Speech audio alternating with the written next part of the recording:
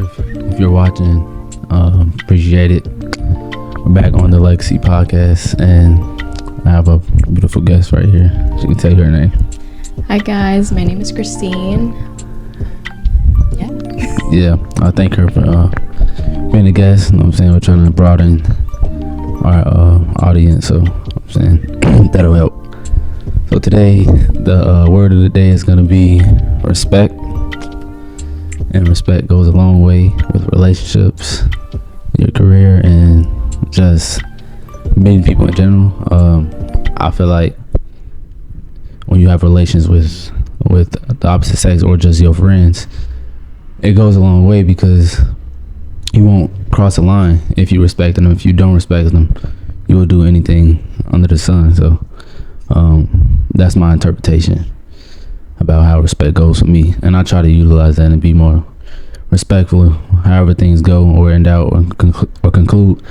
I try to have respect. So yeah, what about you? Okay, so for me, respect mostly goes just for like let's see, like general people, honestly. I don't know if you've heard of like the term, like if you like be kind to the janitor the same way you'd be to like the CEO or something. So yeah, I, even if it's like somebody homeless, respect them, be kind, because you never know what they're going through. Just basic human kindness can go a long way, and it's a really good trait to have because people will respect you as well. Yeah, most definitely. And like I utilize respect, because you don't know what connection you can make with people, or because certain places it's like in closing you can meet people all over the place, and just having that good presence about yourself, you know what I'm saying, you could always keep your name in a good light. You never know what could happen. So respect.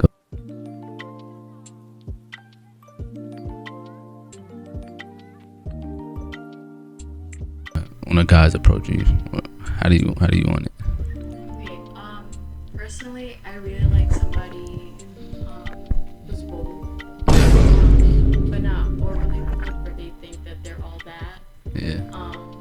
Just enough so that I'm able to text back or say something back in a way where it's not rude or anything, because guys sometimes approach me in a way where they're like, oh, I got money, like I got this and that, and I'm like, okay, I got money too. I got money too, so I don't know what you're trying to do. Right. I'm sure insecure guys would say like, oh, like girls are after money, after cars, after all these like high-end stuff, right? But for me, it's more so like personality-wise. So, if you're family-oriented, things like that, humble, obviously, like you don't gotta show up all this money, all these cars, things like that. And like just approach me with like respect, like, hey, like, can I take you out, and from there, like maybe it's a yes or a no, and maybe when the date is set, then that's when you can probably tell me all about the things that you have, things like that, and then from there we'll see how it goes. It really depends though. Most definitely, because I feel like social media tarnishes like the sincerity of how somebody acts or approach somebody in real life. Like like you say, the money and the cars and stuff, but once you get off using that for a prop, but after that you have to reveal your own self. So and I feel like it's hard, like you don't know, certain guys probably look at it like, I don't know if this girl that's all she want, or if she really want myself. So it's like you pick your poison type stuff. So I try to all what you said, that's what I utilize, but that one never works for me. It always punches me in the face. It's gonna work one day. It always comes back to bite me in the ass. But I mean, it's just trial and error. But I feel like those moments make you stronger and make it realize how valuable you are. So yeah, it do make sense. my parents, we were having a conversation, and they said all about just appearance when you see somebody, and they were like, stuff can, like, you can gain a relationship with somebody that's not completely attractive to you. And I'm like, I don't like discriminate people, but I'm saying, like, if I feel like that person's not attractive, I feel like it won't go nowhere, because you want to meet that person, you want them in the inside to have a good heart. But I don't see how that can go somewhere. Do you think like it can go somewhere if they're completely unattractive? Like, where are you gonna start? I'm saying, like, if you're not even friends. Like, my mom was like, yeah, it can happen. I'm like, how? Like, if you don't find that person attractive. So it's like somebody is unattractive and you end up liking them? Yeah. Can that happen? I honestly do think so. Me personally, I like somebody who's funny. Yeah. So when their personality overtakes their looks, I kind of find that attractive because they're showing their true self, you know. Right.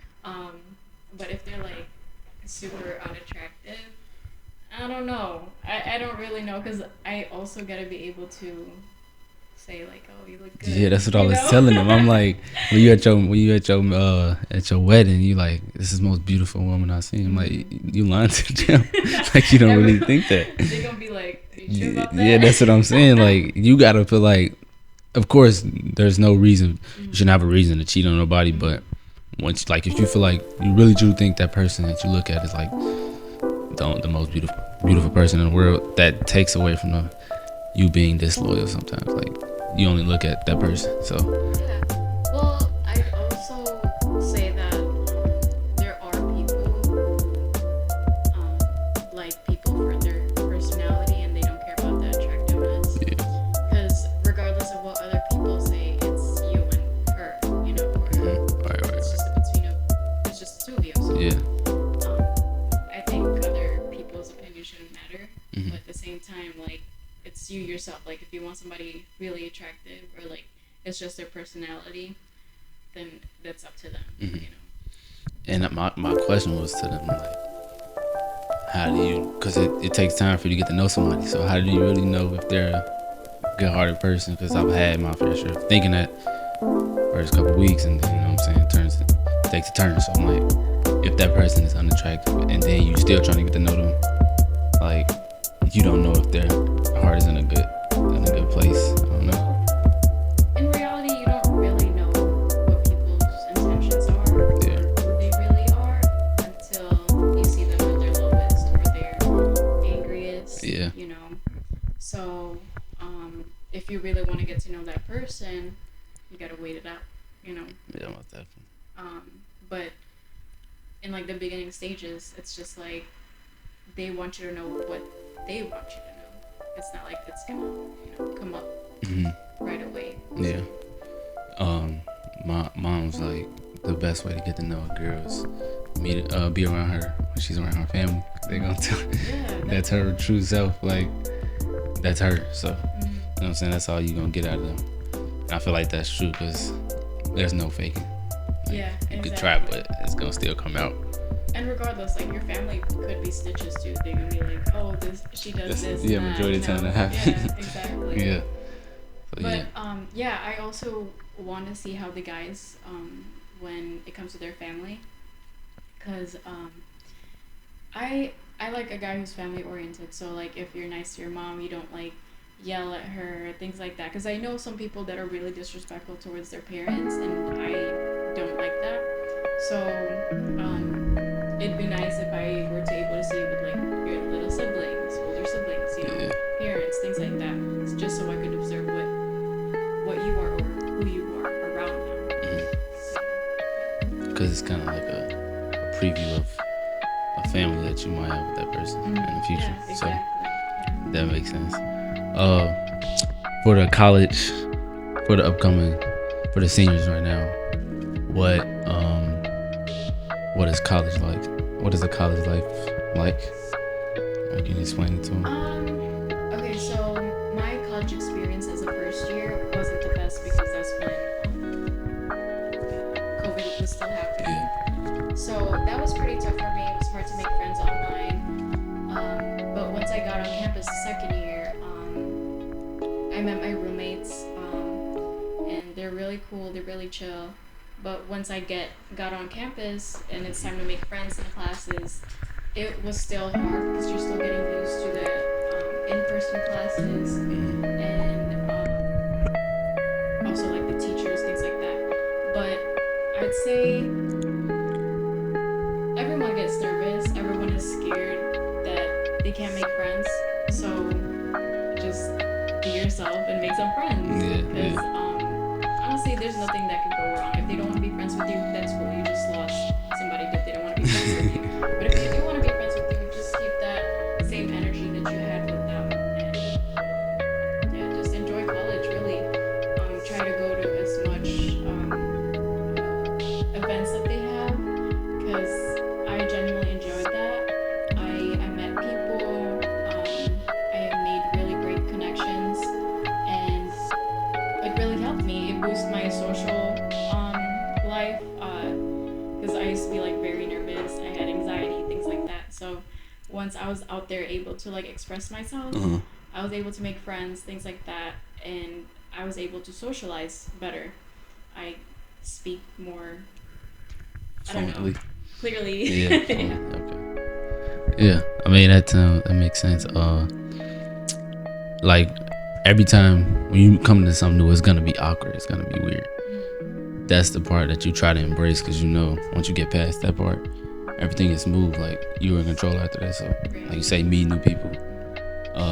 You know, when you meet new people, you gain new connections, and from there on, like it's your world. So like I feel like just embrace that part when it's weird and it's uncomfortable, because it's gonna happen at every step. So I've had my fears, because I used to be very, I know I talk low.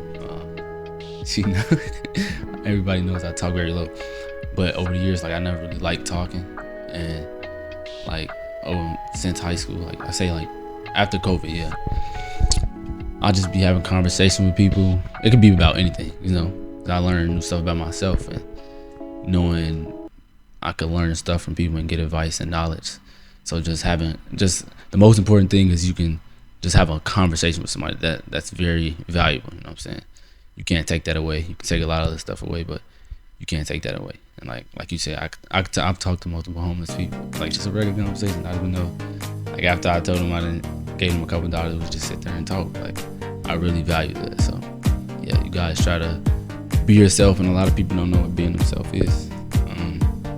They've been so used to mirroring other people. So just look in the mirror and be like, what am I? And like, am I gonna get through this in a positive way and go utilize it? So yeah, that makes sense.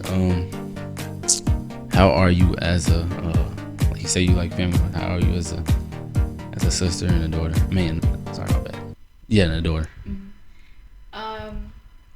Okay, so when I'm around family, I'd say I'm like the black sheep of the family. Growing up, I was always the one getting in trouble, getting picked on, things like that. So I picked myself up, you know. So I also had that phase in life where I was like depressed and things like that. But as a sister, I'm fun as fuck. I'm annoying, but I'm sure that's how it goes with like siblings. You know? You know, play fighting, things like that. But I'm also very caring now that I'm a little grown up now. I take care of my little sisters. I try to get them as much as they want, because I didn't really have that growing up. And so if they need anything for school, books, you know, supplies, food even, I'll give you money for that. But I also plan days for my siblings so that we could like go out and, I don't know, watch a movie, take them out and go shopping. Because right now, out of all my siblings, I'm the one working. So I try to provide as much as I can for them, because basically it's just my dad and I working to support everybody. And sometimes it's hard, but I try to make the best out of it, just because I love them. But as a daughter, it was hard growing up and having a relationship with my parents, because as well. But it got better when COVID happened because we spent so much time together. And yeah, you had no choice Yeah. but to be with them, get to know them. And actually, with my parents, they're both super religious. So every Sunday we would gather in the kitchen during lunch, and we would talk. It's kind of like our Sunday fellowship, right? Yeah, I understand. So Church since I was a kid. every Sunday in the beginning of COVID, it was very rough because we were all trying to get used to it.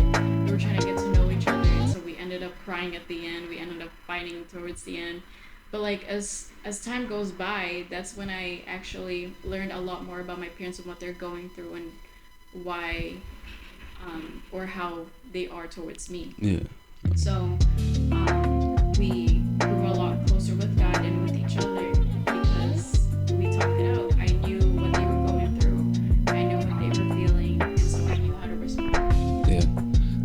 That sounds like same to me. Like I'm the middle. Like I have 5 brothers, 5 sisters, but majority of them are older. But like my mom, she have 3 kids, so it's me, my brother, and my sister, and I'm in the middle. So I've always had my run-ins with like I used to talk back a lot, and yeah, I just talk back loud enough for me.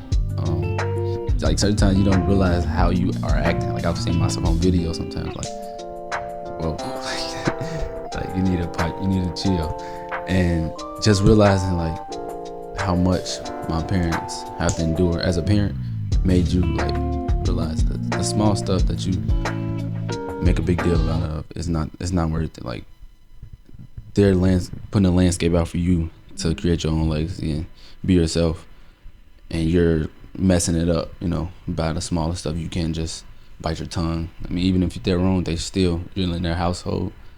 You just have to sacrifice it. So yeah, I've had that as well, living in a religious home as well, like going to church every Sunday, but not really investing my time with God. But when I actually did it, I know it sounds cliche and corny, but when you actually do it, it makes your life a little more understandable. Knowing stuff can still come your way, and it reveals stuff more. So yeah, that parent life, it's complex. Certain kids, that's what the kids don't understand. Like, it's not for you to understand until you get older. It's gonna be your turn one day. Yeah. Get to learn, experience things. So I think for me, being a religious kid, it was like forced on me as a child. But once I grew older and I experienced it for myself, I was able to appreciate all the things my parents did for me, because now I know, like, the values and the morals that they were trying to give me. Yeah. So, yeah, I really like that they did that for me. Yeah. Cause it's just one little example. I played football. That was my first sport, and that was like I loved it dearly, and I was pretty good at it. But I was like 11 or 12. I got a concussion. My position was a running back. I got my first concussion, my last one, because my mom took me off the team. And I was crying. Like, I really loved football that much that when she didn't kick me off, remove me. It got to the point the next year I was like talking to the next head coach, and he was literally showing me plays while he was at work. It was that serious. And I was just so in tune with it. And when my mom removed me, it broke my heart. So, but now I look back, I'm like, that was the parents' intuition. Like, football is dangerous. I'm glad I transitioned to basketball, more safe, and I could still find my niche up in basketball. So I'm like, just that example of a parent knowing what's best for you. It's like it can get you a long way. It means a lot. So, yeah. What's your opinion on social media in general? Well, I use social media. I'm on it a lot. Right. So, but honestly, I would see a lot of things that are unnecessary. Like, I don't know Shade Room? Yep. Yeah. Well, no, I don't. No. No, I don't. I Okay. know. I've seen a couple videos.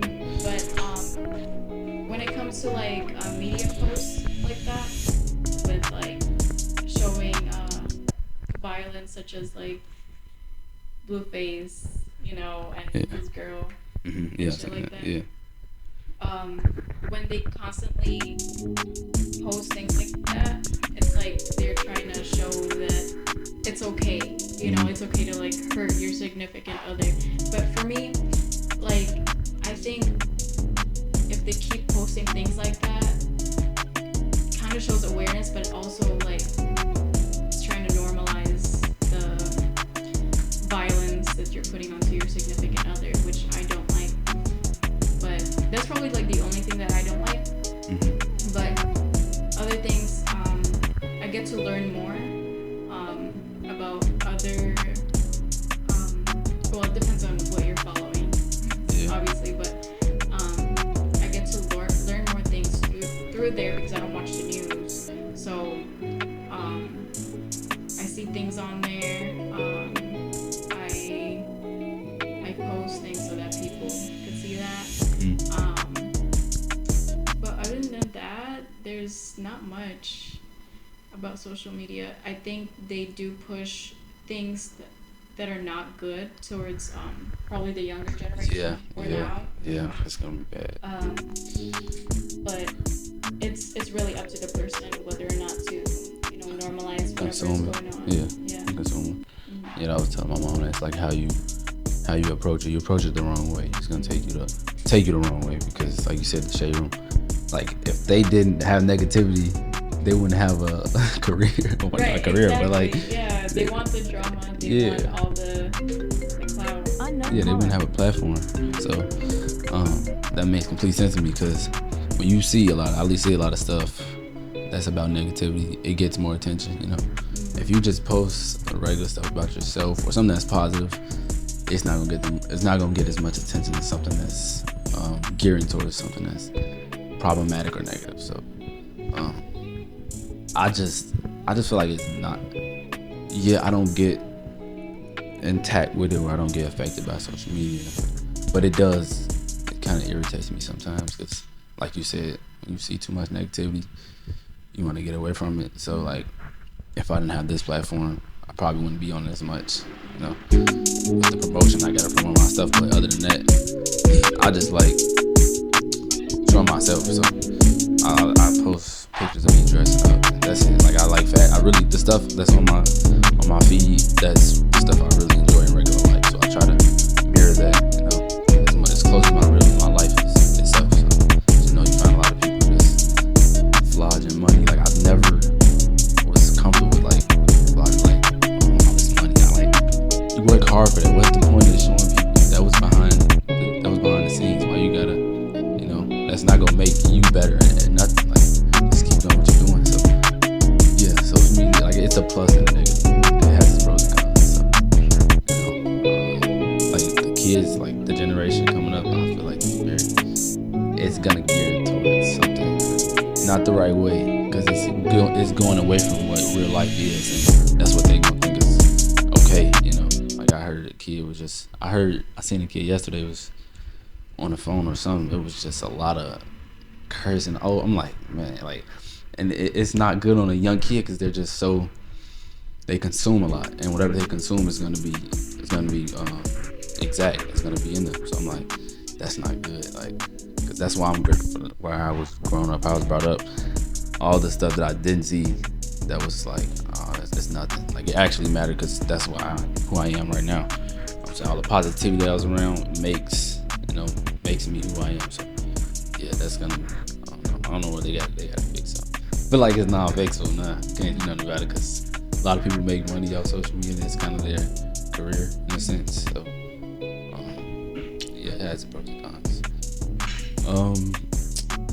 We got a question about how are you with you explain how you want your other significant other. How are you when you get attached with somebody? How are you? Okay, currently I'm not attached to anybody. Yeah. But when I was, it was with, I guess my first love in a way.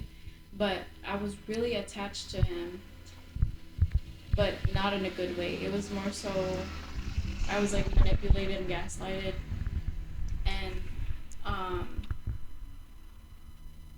I thought it was like a healthy love, but I was really wrong. So there's it's really hard because you can't once you guys are over, it's like there's still like some lingering feelings right there, but you learn to eventually leave that feelings away.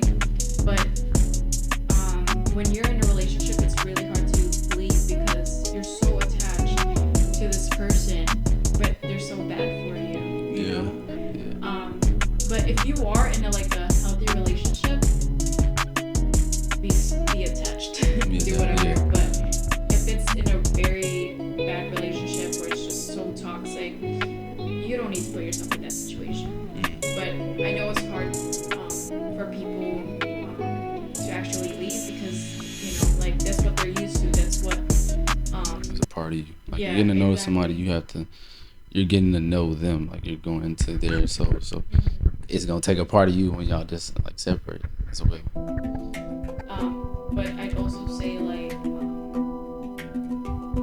up your standards more when you're about to go into a relationship, because the person that you're looking for will come to you basically. I don't know if you believe in like manifesting and things like that. Yeah. So I'd say like bring up your standards higher so that you'll be able to get the person that you want. So for me, I've been single for like 2 years. Yeah. So I'm not looking, but I'm just seeing my options. Yeah. But at the same time, I don't want to entertain those options because that's not me. I want to be in a relationship, but I'm also not rushing it. You know. Yeah, it makes sense. I feel like it comes unexpected. The best one is for me. I feel like the best one comes unexpected when you don't really force it, like, because that's when you look back like, man, I regret that because I tried to do this and it didn't go the right way. And like you said, the person's bad for you. Well, if you think you're so attached and you try to make it feel like it's a good thing, because that attachment thing, like, oh, we broke this piece of ground, so now we're good now. But you know deep down that they're not bringing the best out of you. So like, yeah, it's draining you, and you try to force it, but knowing, like, I feel like it's a lot of morals, like the morals you have with that person. In this generation, like, just they normalize, I don't know, cheating in a certain way, like stuff like you don't have to.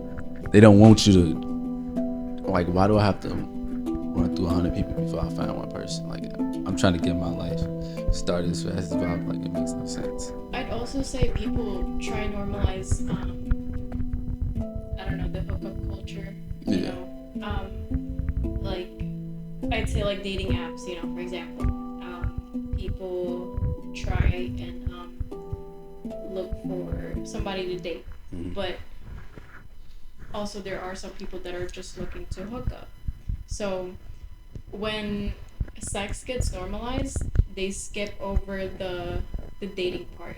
You know, they don't take it slow. They don't what do you call that? There's no dates. There's no like flowers. There's no all these things that you could be doing besides sex. But there's nothing wrong with the hookup culture. There's nothing wrong with having sex. But if you want to date somebody, sex isn't like the first thing that comes into mind. It's more so like, you know, get to know the person. Because if anything, like back to respect, that's what you're gonna have with that person. If you did all those other things prior to sex, because that's just a temporary thing, a temporary act. So like before and if you did all those other things, regardless if y'all don't work out, you're gonna have that respect level for them, and it's not gonna go haywire. And I feel like the small things matter. The smaller thing in everything, in every aspect of life, like sports, school, relationships, like the smallest things matter. They matter for me. So just treating them like, just knowing the beginning stages can be skip, my bad. And if you skip the beginning stages, you're gonna fall flat on your face. Yeah. Um, I guess all those things, or those things have not worked for me yet, but I'm keep going.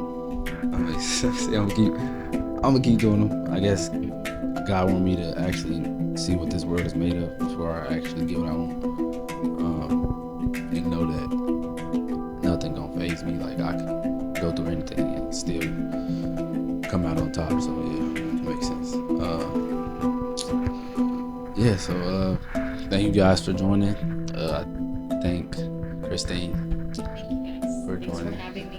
Yeah, I didn't believe when she said she wasn't camera shy. Yeah, she seems very comfortable right now. She seems more comfortable with me, don't she? So like, this is my third time and like my first time, but yeah. Her Instagram is right on the left. You guys can go check it out.